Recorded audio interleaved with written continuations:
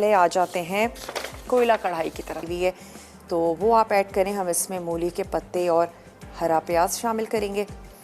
बस किसी भी चीज़ को आपने ओवर कुक नहीं करना है और आपकी ज़बरदस्त सी मखनी वेजिटेबल्स जो हैं वो तैयार हो जाएंगी।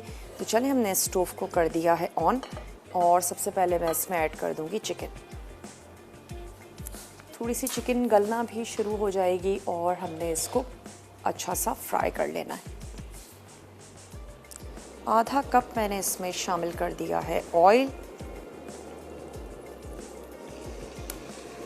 चलिए, हमने इसमें ऐड कर दी चिकन। बहुत ज़्यादा कोयले की धुनी के साथ खाने बनाना या खाना सेहत के लिए अच्छा नहीं है। हाई की तरफ और चिकन को पहले हमने फ्राई किया, फिर हमने अदरक लहसुन के साथ इसको फ्राई किया और हल्की सी गोल्डन भी हो गई है। तो अब हम इसमें ऐड करने जा रहे हैं कुछ मसाले और साथ ही मैं ऐड करूँगी इसमें टोमेटो पेस्ट।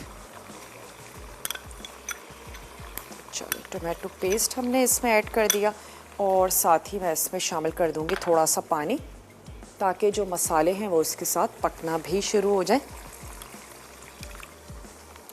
और इसमें हम ऐड करने जा रहे हैं कुटी हुई लाल मिर्च, कुटा हुआ धनिया और साथ ही हम ऐड करेंगे कुटा हुआ ज़ीरा। और हमने इसमें शामिल कर देना है नमक हस्बे ज़रूरत। तो 1 टीस्पून भर के हमने शामिल कर दिया इसमें सॉल्ट। थोड़ा सा इसको फ्राई होने देते हैं मसालों को और फिर हम इसको लगा देंगे दम। 5-6 हरी मिर्चों से ही पता चलता है कि हाँ जी, कढ़ाई तैयार की गई है। अगर खाना इतना पसंद नहीं करते, इसमें मैं ऐड कर दूंगी कसूरी मेथी, थोड़ा सा पिसा हुआ गरम मसाला, हल्का सा इसको स्टर करते हैं। इतना पानी ज़रूर हो कि चिकन या मसाला नीचे लगे नहीं। और यकीनन हमने ग्रेवी तो नहीं करनी है, कढ़ाई बनाने जा रहे हैं।